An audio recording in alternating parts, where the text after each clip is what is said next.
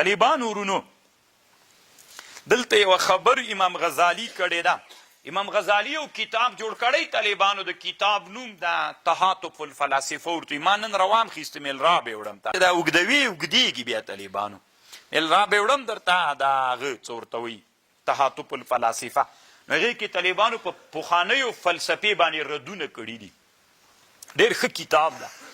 بیا په دې کتاب کې امام غزالی ځکه اسلامي امت کې یو لوی فیلسوف امام غزالی تیر سوی، بیا ابن رشد راجګ سوی، حفید ابن رشد، بیا هغه په امام غزالی ردونه کړي دي. هغې ته تحاتف التحاتف وایي طالبانو، چې دواړه کتابونه الحمدلله له ما سره شته طالبانو.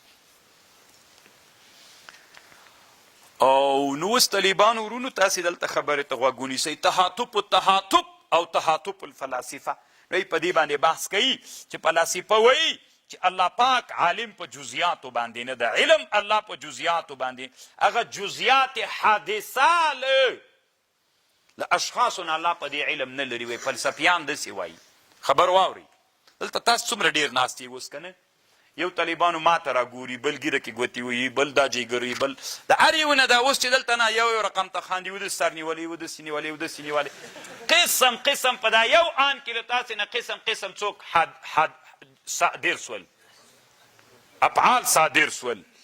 جزیات له اشخاصو نه کم جزیات چې صادره کیږي، ګوره له اشخاصو نه کوم جزیات چې حادثه کیږي په هر آن کې په دې باندې وایي الله علم نه لري. په د هر یو شي باندې بیل په دې جزیاتو علم لري، کوم شی چې تر حادثې په دې باندې علم نه لري.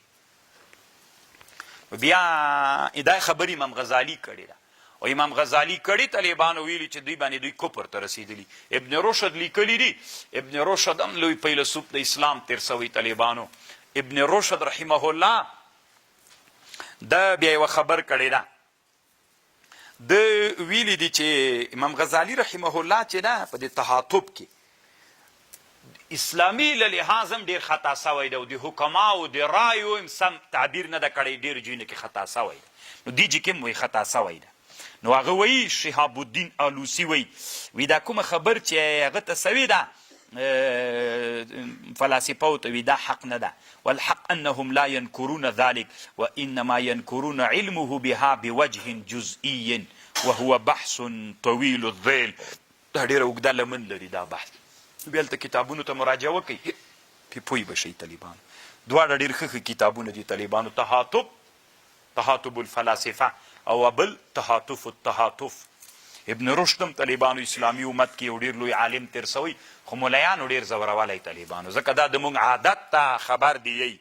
طالبانو که غواړئ چې مبتکرین سئ نو بیا د ملیانو دښمنیو ته به هم ځان بیا تیاروئ که نه.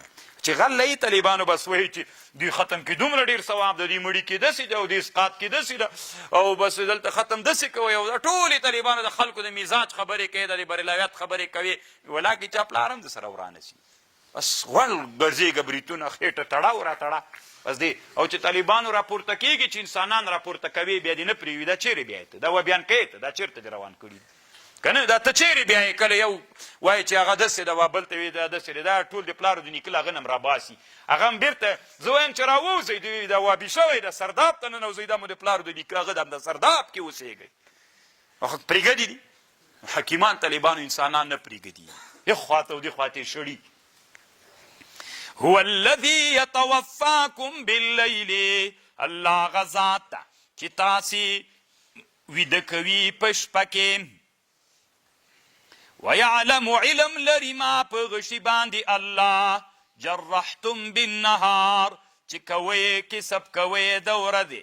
ثم يبعثكم فيه، الله راوي کوي تاسې په ورځ کې. ليقضي اجلا مسمى، چې فیصله وکړي په اجل مسمى.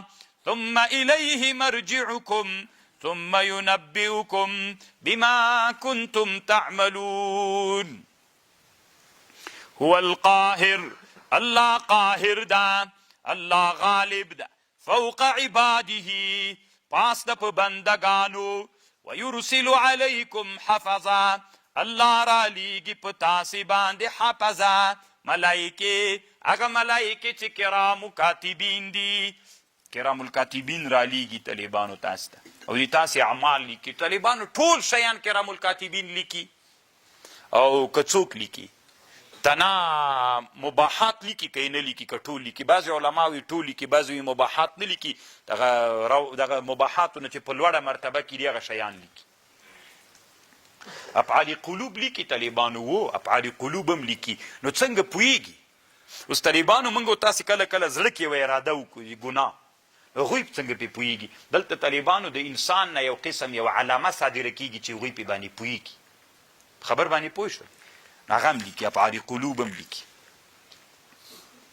او دا بدلیږي را بدلیږي، کامغه دي ډېرې خبرې دي پکې. طالبانو په څه شي لیکل کوي؟ طالبانو ورونو خبرې دي چې داسې هغه شی نسته ده پکې. ويرسل عليكم حفظة حتى إذا جاء أحدكم الموت توفته مړي کې رسولان دي من وهم لا يفرطون، او دوی چې دا لا يفرطون تفریط نه کوي د ملایکې وي.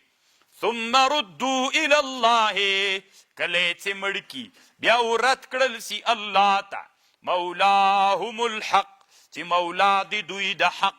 الا له الحكم وهو اسرع الحاصبين.